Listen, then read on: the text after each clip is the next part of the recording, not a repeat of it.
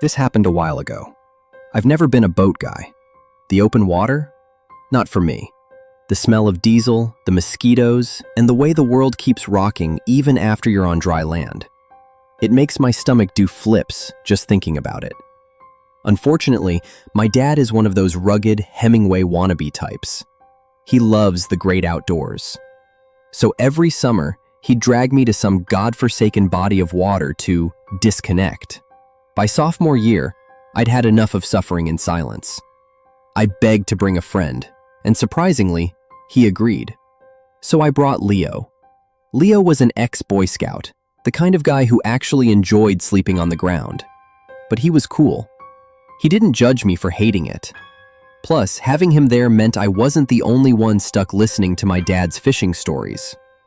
The trip went sideways immediately. My dad's buddy had booked the wrong marina. Instead of a quiet, secluded river spot, we ended up at this over-commercialized marina at the Lake of the Ozarks, Missouri. I'm talking marble bathrooms, paved walkways, and a playground for toddlers. It wasn't camping. It was basically a floating hotel. They call it glamping, I think. My dad was furious. But the kicker? Right next door to our slip was an abandoned resort. I'm not kidding. A rotting, derelict resort with rows of decaying cabins, an empty moss-filled pool, and rusted water slides. It was surreal. A luxury marina right next to a ghost town. We tried to make the best of it.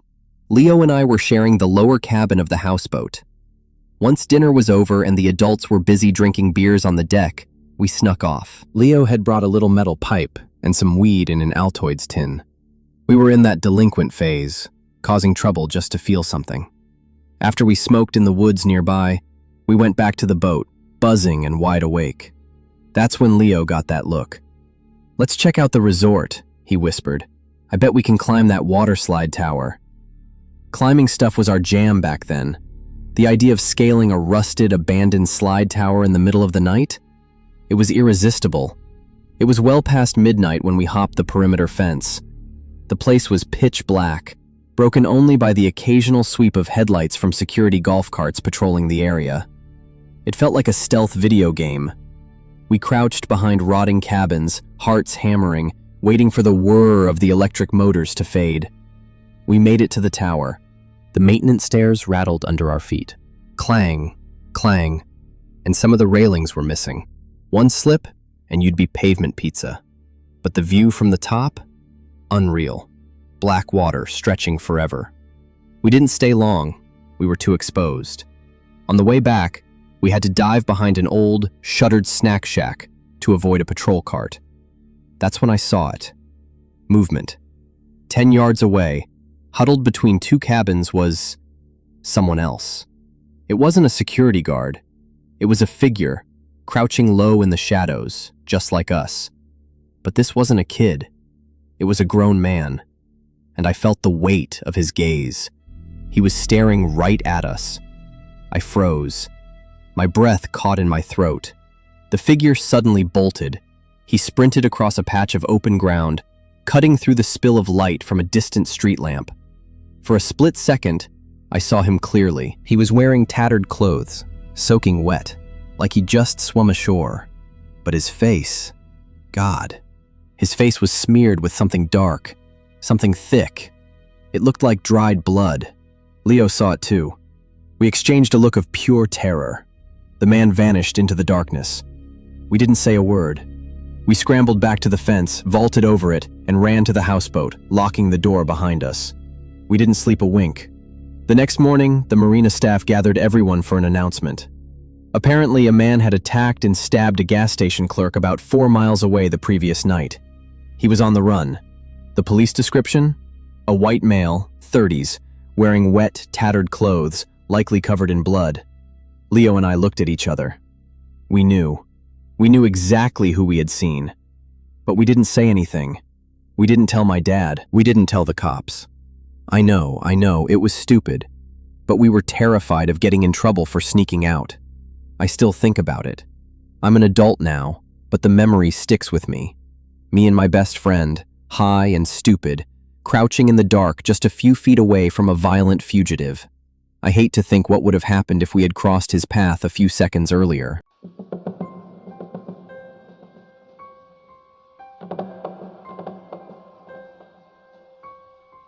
This happened back in November of 2018. I was a senior in high school, living in Seattle, Washington. I remember it vividly because it was rainy season, and in Seattle, the rain just never seems to stop.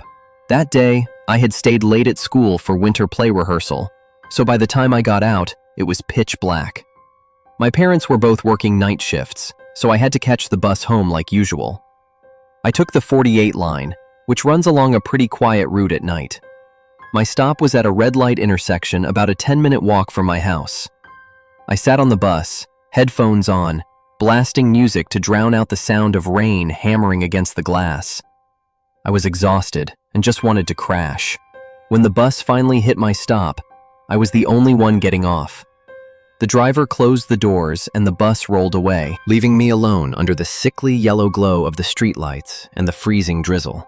I pulled my hood up and started walking toward home. But the second I crossed the intersection, I saw it. On the other side of the street, standing directly under a flickering streetlight, was someone in a mascot suit. It was a giant pink rabbit, but not the cute kind you see at Easter or amusement parks. This thing looked decrepit. The pink fur was matted and stained gray with mud and grime, and one of the ears was snapped, flopping sadly to the side. It was just standing there, frozen, that oversized mask with its wide, soulless eyes staring straight at me. I froze. It was nearly 10 p.m., freezing cold, and raining. There was zero reason for a pink rabbit to be standing in the middle of the street. Maybe it was a prank for TikTok? Or some weird viral marketing? But what store is open at this hour? I tried to brush it off, telling myself, don't be paranoid. Probably just some drunk guy. I kept walking, but I kept my eyes glued to the other side of the street. That's when the rabbit started moving. It wasn't walking, it was skipping. A literal, exaggerated, childish skip, hopping high into the air, arms swinging wildly side to side. But the creepy part? Its head remained locked on me. That grinning mask didn't look away for a second. I started walking faster. My heart began to hammer against my ribs. I turned into the alleyway that cut through to my neighborhood. It was narrower and darker than the main road, but it shaved 5 minutes off my walk. Halfway down the alley, I heard footsteps behind me. Slap, slap, slap. The sound of soft fabric shoes hitting wet pavement. I didn't dare turn around. I just kept my head down and walked faster. But the footsteps sped up. It wasn't the rhythm of skipping anymore. It was running. I summoned every ounce of courage I had and glanced over my shoulder. The pink rabbit was sprinting at me. The playful act was gone. It was charging full tilt, head down, arms wide open like it was trying to tackle me. And the worst part? In the spill of light from a nearby house window, I saw its hand. It wasn't holding a fluffy prop. It was gripping a long, metal screwdriver. What the F? I screamed internally and broke into a dead sprint. I dropped my umbrella to run faster. I could hear its heavy, muffled breathing right behind me, sounding wet and gross through the mask. I burst out of the alley and took a hard left toward my house. I could see the living room light on. Mom! Dad! I wanted to scream, but my throat was closed up tight with fear. I flew up the porch steps, my hands shaking violently as I jammed my key into the lock. I heard the rabbit's heavy footsteps stomp onto the wood of the porch right behind me. I knew it was inches away. Click. The door unlocked. I threw myself inside, slammed the door, and threw the deadbolt. Thud. The entire door shook violently. It had thrown its full body weight against the wood the second I closed it. I stumbled back, gasping for air, my eyes locked on the peephole. Outside, the rabbit was standing right on my welcome mat. It stopped banging. Instead, it leaned that massive, dirty mask right up against the door. Through the peephole, all I could see was one giant, dead, black plastic eye staring back at me. Then, slowly, it raised the screwdriver and tapped it against the wood. Tap, tap, tap. Then, it turned around and skipped away into the darkness, like nothing had happened. I called the police immediately. They patrolled the area but found no one in a pink rabbit suit. They said it was probably just teenagers pulling a prank. But I know better. The way it threw itself at my door, the force behind it. It wanted to get in. It wanted to grab me. To this day, whenever I see mascots at the mall or a theme park, I get a shiver down my spine.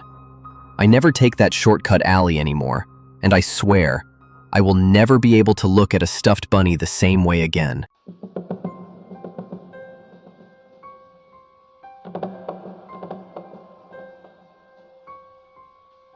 This story happened about 5 years ago, right after I graduated college. I was 23, living in the suburbs of Chicago, and I was completely broke. You know that feeling, right? That post-grad crisis where your degree feels about as useful as a paperweight, and the bills just keep piling up in the mailbox. I had applied everywhere, from marketing firms to coffee shops, but got nothing. I was desperate enough to start looking in the sketchy corners of the internet, specifically the general labor section of Craigslist and local classifieds. That's where I found the ad.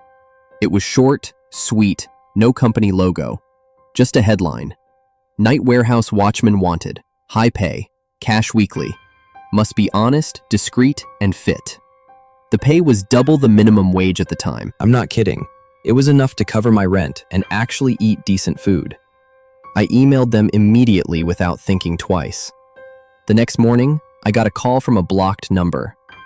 A man with a deep, raspy voice told me to come for an interview that same afternoon at an old industrial park near the docks. When I got there, it was this massive red brick warehouse that looked like it hadn't been touched since the 70s. The signage was peeled off, leaving just a spray-painted number 9 on the steel door. The interview took place in a tiny office that smelled like stale cigarettes right at the entrance. The interviewer called himself Mr. K. Big guy, bald head, wearing an expensive suit paired with beat-up sneakers. He didn't ask about my degree or my experience. He just stared at me like he was appraising a piece of furniture and asked some really weird questions. You have family in the city? You like to party late at night? Any criminal record? I answered honestly. And then he dropped the weirdest question of all. Do you speak Russian? Or any Eastern European languages? I was confused. No, I said. Just English and some high school Spanish. Mr. K nodded, looking strangely relieved. Good, very good. This job requires focus. I don't need someone listening into other people's business.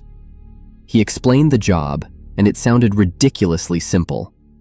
My duty was to sit in the guard booth, a small glass shack inside the warehouse, from 10 p.m. to 6 a.m. I had to open the rolling gate for trucks, log license plates, and most importantly, never leave the booth during a delivery and never talk to the drivers. He emphasized, they do their job, you do yours. Don't get curious, don't ask questions. Wear headphones and listen to music if you want. Just keep your eyes open. I took the job immediately. Cash in hand every week? Who could say no? The first week was smooth and boring. The warehouse was massive but mostly empty, just a few high shelves stacked with sealed wooden crates. Some nights, no trucks came at all. I just sat there, scrolled on my phone, watched movies, and tried not to fall asleep. It was so easy I started thinking it was a dream job.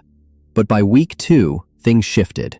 The shipments started coming more frequently, and always at the weirdest hours. Usually around 2 a.m. or 3 a.m. The trucks weren't your standard commercial semis. They were mid-sized, pitch-black box trucks with no logos and heavily tinted windows. Every time a truck arrived, the routine was identical. I hit the button to open the gate. The truck backed deep into the warehouse. Then 3 or 4 men would hop out of the truck or from the black SUVs escorting it. These guys, they didn't look like movers. They wore leather jackets, slacks, or designer tracksuits. They were bulky, covered in tattoos, and they had that look, you know, the look of guys you don't mess with. And just like Mr. K had asked, they spoke to each other in a heavy, consonant-rich language. I'm pretty sure it was Russian. They worked fast and silent. They moved long, rectangular wooden crates from the trucks to a dark corner of the warehouse, or vice versa. I followed the rules.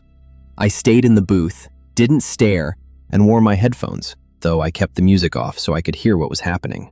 One night, about halfway through my second month, an incident happened that made me realize exactly why they needed someone who didn't speak Russian. It was storming hard outside. A truck arrived late, and the men seemed rushed and agitated. While they were carrying a long wooden crate, the kind I assumed held antique furniture or machinery parts, one of the guys slipped on a puddle of rainwater near the loading bay. Crash! The crate hit the concrete floor hard. The impact was violent enough to pop the lid open, and the contents spilled out across the floor. I was sitting in the booth about 20 yards away. Instinctively, I stood up to see what happened. It wasn't furniture. It wasn't machinery. It was rifles. Dozens of sleek, black, military-grade assault rifles scattered on the floor. My blood ran cold. My heart literally stopped for a second. I immediately dropped back down into my chair, trying to make myself as small as possible, pretending I was just staring at my phone under the desk. Outside, shouting erupted. The men started screaming at each other in Russian. Their voices were filled with rage and panic. I didn't understand the words, but the tone was unmistakable. They were blaming each other, and they were terrified of being exposed. Then, suddenly, dead silence. That silence was scarier than the yelling. I peeked through the corner of the booth's glass. One of the men, the biggest one, wearing a brown leather jacket, was walking toward my booth. He wasn't walking fast, but he was deliberate. His face was red with anger, and his hand was reaching inside his jacket. Oh God, he was coming to check if I saw anything. Or worse, he was coming to tie up a loose end. I knew I had one chance. I had to act. I had to play the role of the idiot, the lazy, clueless night watchman who didn't care about anything. I quickly jammed my large headphones over my ears, blasted my music to max volume, threw my feet up on the desk, leaned back, and closed my eyes. I started bobbing my head and tapping my phone like I'd been doing that for the last 15 minutes. Bang, bang, bang! He pounded on the glass so hard the window rattled. I pretended to jump out of my skin, dropping my phone. I fumbled to pull the headphones off, opening the booth door with a look of groggy confusion and annoyance. Huh? What? Is everything okay? I shouted, trying to make my voice shake from surprise rather than terror. The man towered over me in the doorway. The smell of cheap cologne and stale tobacco hit me in the face. He stared dead into my eyes, scanning my face for any sign of deception. His eyes were cold, flat, like a shark's eyes. He said something in Russian, short, sharp, sounded like a question. I just stared at him blankly, blinking. Excuse me? Do you need the gate open? Bathroom? I don't understand. I put on the best dumb American kid performance of my life. I waved my hands, pointing at my headphones. I was listening to music. Too loud. Sorry, man. The man stared at me for another 10 seconds. The longest 10 seconds of my life. He was calculating whether I was truly that stupid or if I was lying. His hand was still inside his jacket. Finally, he scoffed, a look of pure disgust crossing his face. He turned his head and shouted something back to the group. Probably, "This idiot didn't see anything," and walked back to the truck. I closed the door, locked it, and collapsed into the chair. My legs were shaking so uncontrollably, I thought I was going to throw up. They quickly gathered the scattered weapons, hammered the crate shut, and threw it back on the truck. The engine roared, and they sped off into the rainy night. I sat in that booth for 3 more hours until my shift ended at 6 a.m. I didn't dare leave early, terrified they might have someone watching the perimeter. As soon as the clock hit 6 o'clock, the day manager arrived.